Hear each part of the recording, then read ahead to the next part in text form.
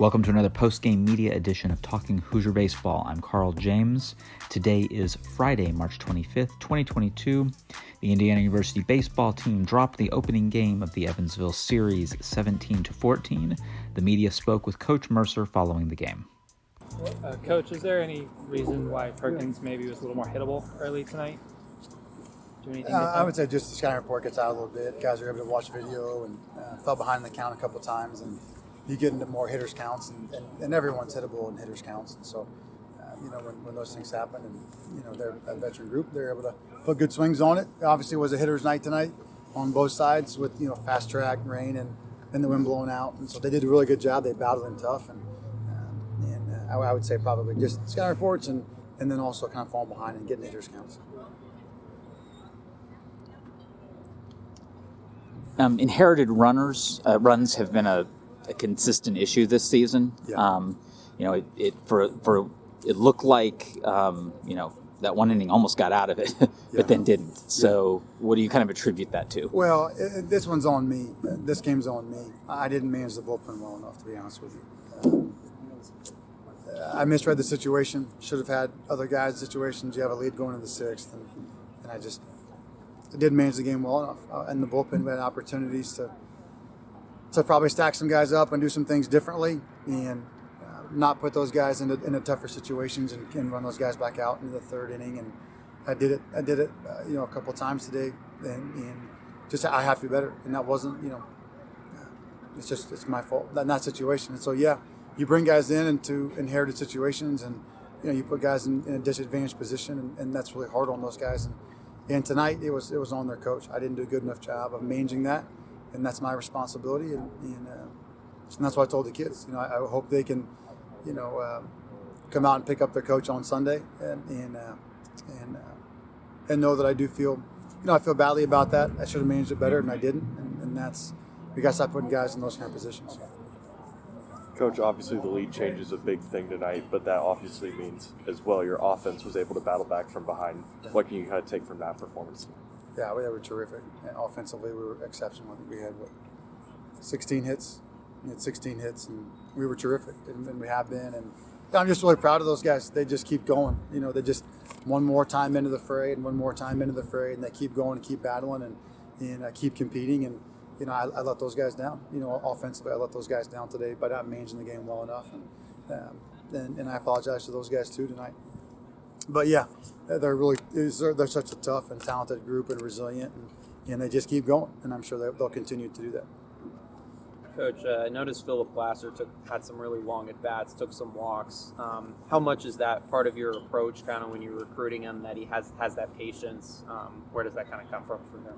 Yeah, he's a veteran guy. He's played a lot of baseball and low swing and miss and good contact rate. So that's something that we certainly value in recruiting, as you can kind of see this year as those guys have gotten to campus. It's something that we really value, something we really train, and Glasser is another guy that just has great at bats and tough at bats, and he and Dones and Ellis, and then all those young guys, Bobby Whalen, same thing, and Brock Tibbetts, Carter Matheson, Pine, and they all do an exceptional job of that, and very, very proud of them. It's a couple games in a row without Callipy in the lineup. Is there a reason why he's not there?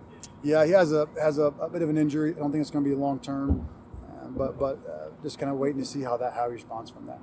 So nothing long term. How did Whalen respond from the first base injury today? I've kind of joked before in the past with Bobby. He's a Pennsylvania wrestler, so he's a tough cat. If I would have taken him out, he probably would have put me in a headlock. So he just needed a second. He just needed a second to catch his breath and recover. Just kind of got hit in the thigh. It wasn't the knee or anything bad, and so he'll have a good bruise and he'll limp around a little bit for a day or two. But I'm sure we're back in there and ready to go on Sunday. Probably got time for two more. Coach, that eighth inning rally there with 2 outs, you're trying to claw back into that unbelievable play out in center field. Is that kind of just a demoralizing play, or was the energy still high after that? No, it was fine. I mean, what a lot of defenses do, if you watch, they just put 3 guys on the warning track, and so those plays are going to be made, right? When you have your defense so deep and ball hitting the gap like that, can have a chance. But you also see on the other side, you see the ball that Glasser, a line driver, hits in probably the first there, and is able to hit a double, stretch a double out of it on what would normally be a single. So I always tell those guys, when they play deep like that, which is understandable, that's what I would do, oftentimes against us too. is that when they do that, those low line drives are doubles, and so we have to, the game gives and takes away, and so when the game gives, you have to make sure that you're prepared to go 2 bases on those swings as well. It was a great catch by that kid.